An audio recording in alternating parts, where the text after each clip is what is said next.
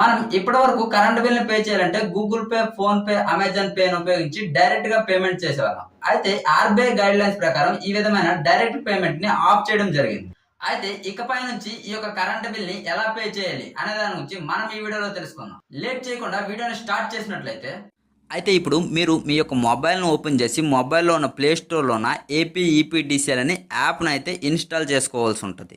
ఒకవేళ మీరు సౌత్ పవర్‌లో ఉంటే ఏపీ ఎస్పీడీసీఎల్ లేకుంటే సెంట్రల్ పవర్ డిస్ట్రిబ్యూషన్‌లో ఉంటే ఏపీ సిపీడీసీఎల్ అని యాప్‌ని ఇన్‌స్టాల్ చేసుకోవాల్సి ఉంటది. అంటే మీరు ఏ జోన్‌లో ఉన్నారని మీకు తెలియకపోతే మీ యొక్క బిల్లు పైన చూసినట్లయితే ఇక్కడ చూసారా ఈస్ట్ పవర్ అని ఉంది. వీటిని ఆధారంగా చేసుకొని మీరు ఏ జోన్‌లో ఉన్నారో ఆ జోన్‌కి సంబంధించిన యాప్‌నైతే ఇన్‌స్టాల్ చేసుకోవాల్సి ఉంటది. నేనైతే ఈపీడీసీఎల్ యాప్‌ని ఇన్‌స్టాల్ చేసి ఓపెన్ చేశాను. ఇక్కడ చూసినట్లయితే యాప్‌ని ఓపెన్ చేసిన ఫస్ట్ తెలుగు, ఇంగ్లీష్ అని 2 ఆప్షన్స్ అయితే వచ్చాయి. మీకు తెలుగు కన్వీనియంట్ అయితే తెలుగుని సెలెక్ట్ చేసుకోండి. ఇంగ్లీష్ అయితే ఇంగ్లీష్. నేనైతే ఇంగ్లీష్ సెలెక్ట్ చేశాను. సెలెక్ట్ చేసిన తర్వాత ఈ విధంగా చూపిస్తది. ఇక్కడ పైన టాప్‌లో స్కిప్ అనే ఆప్షన్ ఉంది కదా! దీన్ని స్కిప్ చేసేయండి. స్కిప్ చేసినట్లయితే ఈ యొక్క యాప్ యొక్క ఇంటర్ఫేస్ అనేది ఈ విధంగా చూపిస్తది. మనకి ఇక్కడ 2 ఆప్షన్స్ చూపిస్తుంది. ఒకటి క్విక్ పే, ఇంకోటి లాగిన్. క్విక్ పే అంటే మన యాప్‌లో రిజిస్టర్ అవ్వకుండా కరెంట్ బిల్‌ని మనం వెంటనే సర్వీస్ నెంబర్ ఎంటర్ చేసి మనం పే చేసేయవచ్చు. కానీ మనం కరెంట్ బిల్ ప్రతి మంత్ కడుతూనే ఉంటాం కాబట్టి మనం లాగిన్ అయితేనే మంచిది. అయితే మనం ఈ యొక్క యాప్‌లో ఎలా లాగిన్ అవ్వాలో చూద్దాం. ముందుగా మొబైల్ నంబర్ అయితే అడుగుతుంది. ఇక్కడ మొబైల్ నంబర్ మీ యొక్క మొబైల్ నంబర్‌ని ఎంటర్ చేస్తే సెండ్ ఓటీపీ పైన క్లిక్ చేసినట్లయితే మనకు ఒక ఓటీపీ అనేది వస్తుంది. ఈ యొక్క ఓటీపీని ఇక్కడ ఎంటర్ చేసినట్లయితే వెరిఫై అయ్యి లాగిన్ రిజిస్ట్రేషన్ అనేది అయిపోతుంది. చాలా సింపుల్ రిజిస్ట్రేషన్ కూడా. మనం ఇంకేం కూడా ఎంటర్ చేయాల్సిన అవసరం లేదు. జస్ట్ మన మొబైల్ నెంబర్‌తో ఈ యాప్‌లో లాగిన్ అనేది అయిపోతుంది. ఈ యొక్క యాప్‌కి కొన్ని పర్మిషన్స్ అయితే అడుగుతుంది. ఆ పర్మిషన్స్ అనేవి ఇవ్వాల్సి ఉంటది. పర్మిషన్స్ ఇచ్చిన తర్వాత యాప్ యొక్క ఇంటర్ఫేస్ అనేది ఈ విధంగా ఉంటది. ఇక్కడ చాలా ఆప్షన్సే ఉన్నాయి. మనం ఒక్కొక్క దాని గురించి చూసినట్లయితే ముందు యాడ్ సర్వీస్ అని ఉంది.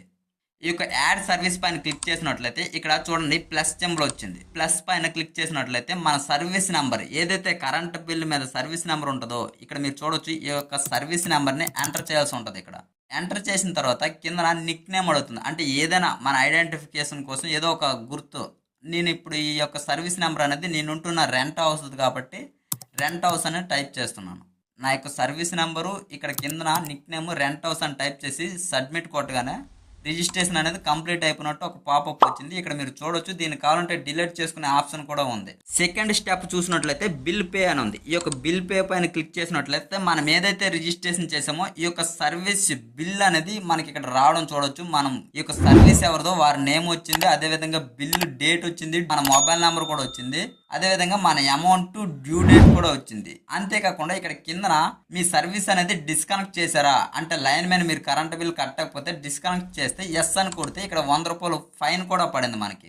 అంటే డిస్కనెక్ట్ అయితే ఎస్ అని కొడతాం, లేకపోతే నో అని కొడితే మన బిల్ ఎంత అయితే అంతే పే చేయాల్సి ఉంటుంది. ఇక్కడ మన మొబైల్ నెంబర్ కూడా ఎడిట్ చేసుకునే ఆప్షన్ కూడా ఇచ్చారు. మళ్ళీ ఇక్కడ నో పైన క్లిక్ చేశాను. నాది ₹94 వచ్చింది. ₹94ని ఇప్పుడు పే చేస్తున్నాను. చూడండి ఇక్కడ కిందకు చూసినట్లయితే పే బిల్ అని ఉంది కదా రెడ్ కలర్లో. దీనిపైన క్లిక్ చేసినట్లయితే ఈ విధంగా ఓపెన్ అయింది. ఇక్కడ డెబిట్ కార్డు, క్రెడిట్ కార్డు, అదేవిధంగా యూపీఐ, నెట్ బ్యాంకింగ్, పేటిఎంతో కూడా పే చేసుకునే ఆప్షన్స్ అనేవి ఇక్కడ ప్రొవైడ్ చేసి మనం ఏదైతే ఫోన్ పే ఉందో ఫోన్ పే ద్వారా పే చేసుకోవచ్చు. అంటే ఈ యొక్క యాప్ త్రూ మనం ఫోన్ పేలోకి వెళ్ళాల్సి ఉంటుంది. నేను ఇక్కడ యూపీఐ పైన క్లిక్ చేయగానే ఇక్కడ ప్రొసీడ్ అని వచ్చింది. ఆ ప్రొసీడ్ పై క్లిక్ చేయగానే ఫోన్ పేలో మనకి పే ₹94 అని వచ్చింది. ఇక్కడ పే కొట్టి మన యొక్క పాస్వర్డ్ ఎంటర్ చేసిన తర్వాత పేమెంట్ అనేది సక్సెస్ఫుల్ అయిపోయింది. సక్సెస్ఫుల్ అయిన తర్వాత మనం డన్ పైన క్లిక్ చేసినట్లయితే మన యొక్క రిసిప్ట్ అనేది ఇక్కడ మనం చూడొచ్చు. ఇదిగో నేను పే చేసిన అమౌంట్.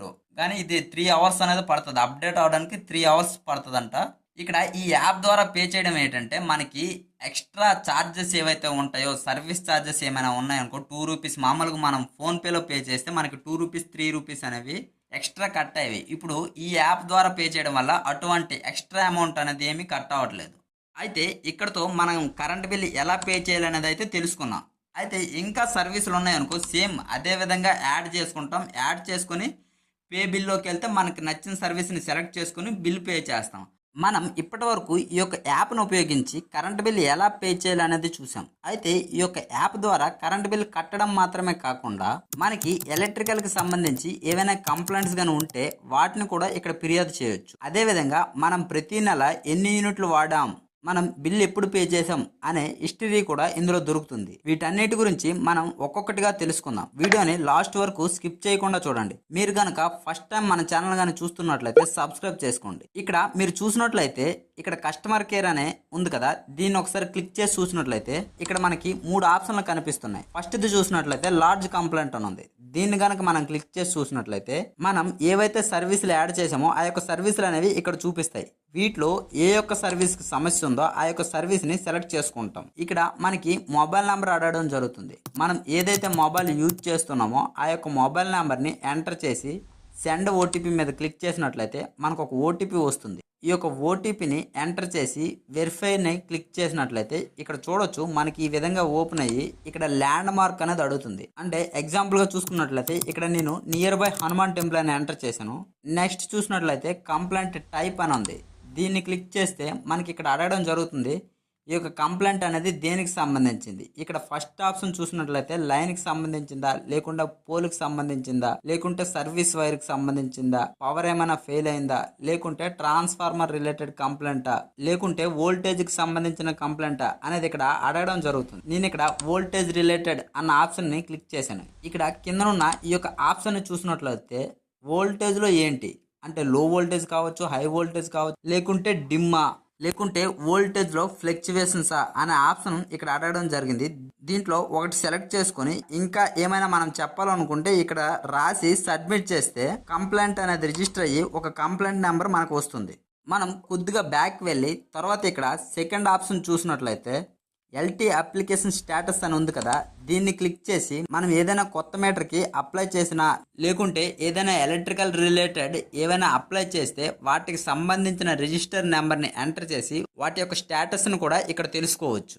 అదేవిధంగా ఈ లాస్ట్లో ఉన్న ఈ యొక్క ఆప్షన్ సిసిసి కంప్లైంట్ స్టేటస్ అంటే ఇంతకు ముందు చెప్పుకున్నట్లు ఏదైనా కంప్లైంట్ ఇస్తే ఆ యొక్క కంప్లైంట్ ఇచ్చినప్పుడు ఒక కంప్లైంట్ నెంబర్ అనేది వస్తుంది. ఆ యొక్క నెంబర్ని ఇక్కడ ఎంటర్ చేసి మనం కంప్లైంట్ ఏమైంది అసలు చేశారా లేదా అన్నది మనం ఇక్కడ చెక్ చేసుకోవచ్చు. మళ్ళీ మనం బ్యాక్కి వెళ్ళి ఇక్కడ చూసినట్లయితే కన్జంప్షన్ అనే ఆప్షన్ ఉంది కదా, దీన్ని క్లిక్ చేసి చూసినట్లయితే మనం యాడ్ చేసిన సర్వీసులన్నీ ఇక్కడ చూపిస్తాయి. ఇందులో నుంచి ఒక సర్వీస్ని సెలెక్ట్ చేసుకున్నట్లయితే ఇక్కడ మనకి ఒక సంవత్సరం మొత్తంలో ఏ నెలలో ఎంత కరెంట్ బిల్ కట్టాం, అదేవిధంగా ఏ నెలలో ఎన్ని యూనిట్లు వాడామనేది కూడా మనకి ఇక్కడ చూపిస్తుంది. మనం ఇక్కడ కనెక్ట్ అని ఉంది కదా, దీనిపైన క్లిక్ చేసినట్లయితే మనకి ఇక్కడ ఫేస్బుక్, ట్విట్టర్ అని చూపిస్తున్నాయి కదా. ఈ యొక్క ఫేస్బుక్ అనే దానిపైన క్లిక్ చేసి మనం ఏపీఈపీడీసీఎల్ యొక్క ఫేస్బుక్ పేజ్ ని కూడా ఫాలో అయ్యి ఎప్పటికప్పుడు అప్డేట్స్ అనేవి కూడా తెలుసుకోవచ్చు. అదే విధంగా ట్విట్టర్ లో కూడా ఫాలో అయ్యి మనం అప్డేట్స్ అనేవి తెలుసుకోవచ్చు. మనం మళ్ళీ బ్యాక్ వచ్చి ఇక్కడ ఉన్న 3వ ఆప్షన్ క్లిక్ చేసి చూసినట్లయితే యూజ్ఫుల్ లింక్స్ అని ఉంది కదా, దీన్ని క్లిక్ చేసి చూసినట్లయితే ఇక్కడ మనకి జోన్ వారీగా వాటికి సంబంధించిన ఆన్లైన్ వెబ్సైట్స్ను కూడా అందుబాటులో ఉంచారు. అదేవిధంగా లాస్ట్ ఆప్షన్ చూసినట్లయితే కాంటాక్ట్ అస్ అని ఉంది కదా, దీన్ని క్లిక్ చేసి చూసినట్లయితే డైరెక్ట్గా మనం కస్టమర్ కేర్కి కాల్ కూడా చేయొచ్చు. ఎలక్ట్రికల్కి సంబంధించిన సమస్యలు ఏమైనా ఉంటే మళ్ళీ మనం హోమ్ పేజ్కి వచ్చినట్లయితే ఇక్కడ 6వ ఆప్షన్ పేమెంట్ హిస్టరీ పైన క్లిక్ చేసి చూసినట్లయితే ఇక్కడ 10 నెలల డేటా అనేది అందుబాటులో ఉంచడం జరిగింది. అంటే ఏ నెలలో ఏ తేదీలో బిల్లు పే చేసాం, ఆ యొక్క bill receipt number, bill amount కూడా ఇక్కడ అందుబాటులో ఉంచడం జరిగింది. మళ్ళీ మనం హోమ్ పేజ్కి వచ్చి ఇక్కడ లింక్ ఆధార్ పైన క్లిక్ చేసి మీ యొక్క ఆధార్ కార్డ్ని మీ సర్వీస్ నెంబర్కి లింక్ అయిందా లేదా కూడా ఇక్కడ చెక్ చేసుకోవచ్చు, లేకపోతే లింక్ కూడా చేసుకోవచ్చు. మనం మరొకసారి బ్యాక్ వచ్చి ఇక్కడ కనిపిస్తున్న మై యూజింగ్ అనే ఆప్షన్ పైన క్లిక్ చేసి చూసినట్లయితే ఇక్కడ నేను యాడ్ చేసిన సర్వీసులన్నీ కనిపిస్తున్నాయి. అందులో ఒకదాన్ని సెలెక్ట్ చేసుకొని ఎన్ని యూనిట్లు వాడాం, దానికి ఎంత అమౌంట్ ఛార్జ్ అయిందని కూడా ఇక్కడ మనం తెలుసుకోవచ్చు. అది ఎలా అంటే ఇక్కడ కిందన కనిపిస్తుంది కదా ఎంటర్ రీడింగ్ అని, దీంట్లో మన మీటర్లో ఉన్న రీడింగ్ అంటే కేడబ్ల్యూహెచ్ని ఎంటర్ చేసి చూసినట్లయితే క్యాలిక్యులేట్ బిల్ అనే ఈ యొక్క ఆప్షన్ పైన క్లిక్ చేసి చూసినట్లయితే మనకి ఎన్ని యూనిట్లు తిరిగింది, ఈ యొక్క యూనిట్లకి ఎంత అమౌంట్ అనేది మనం ఇక్కడ చెక్ చేసుకోవచ్చు. ఈ బిల్ అనేది ఫిక్స్ అయితే కాదు, మారొచ్చు, ఓన్లీ తెలుసుకోవడం కోసం మాత్రమే. ఇదైతే నేను చెప్పింది కాదు, ఆల్రెడీ ఇక్కడ కిందన నోట్ అని ఉంది, మీరు కావాలంటే చూడవచ్చు. మనం మళ్ళీ బ్యాక్ వచ్చి మన హోమ్ పేజ్కి వచ్చినట్లయితే ఇక్కడ లాస్ట్ ఆప్షన్ సప్లై పొజిషన్ అని ఉంది కదా, దీనిపైన క్లిక్ చేసి ఒక సర్వీస్ ని సెలెక్ట్ చేసుకుంటే ఇక్కడ సర్వీస్ నెంబరు, అదే విధంగా ఎవరి పేరు మీద ఉంటే వారి పేరు, ఏ సెక్షన్, ఏ సబ్ స్టేషన్, అదే విధంగా ఏ లైన్ ద్వారా కరెంట్ వస్తుందని కూడా ఇక్కడ మనకి తెలుసుకోవచ్చు. అదే విధంగా ఈ యొక్క సర్వీస్ కి కరెంట్ ఉందా లేకుంటే డిస్కనెక్ట్ చేశారా అనేది కూడా మనం ఇక్కడ తెలుసుకోవచ్చు. అంతేకాకుండా కిందన చూసినట్లయితే ఏఈ ఆపరేషన్ అనే ఒక నెంబర్ కూడా ఉంది. ఈ నెంబర్కి డయల్ చేసి మీ పరిధిలో ఉన్న ఎలక్ట్రికల్ ఏఈ గారితో కూడా మీరు మాట్లాడవచ్చు. లేకుంటే కిందనున్న ఈ యొక్క కస్టమర్ కేర్ నెంబర్కి డయల్ చేసి మీ యొక్క సమస్యని ఫిర్యాదు చేయవచ్చు. ఇదే విధంగా ఏపీ ఎస్పీడీసీఎల్, ఏపీ సిపిడిసిఎల్ యొక్క యాప్ల గురించి కూడా పూర్తి ఇన్ఫర్మేషన్ తెలుసుకోవాలనుకుంటే ఈ యొక్క యాప్ గురించి ఏమైనా డౌట్స్ ఉన్నా కానీ కామెంట్ సెక్షన్లో కామెంట్ చేయండి. వీడియో నచ్చినట్లయితే లైక్ చేయండి, మీ ఫ్రెండ్స్కి షేర్ చేయండి. Thank you for watching.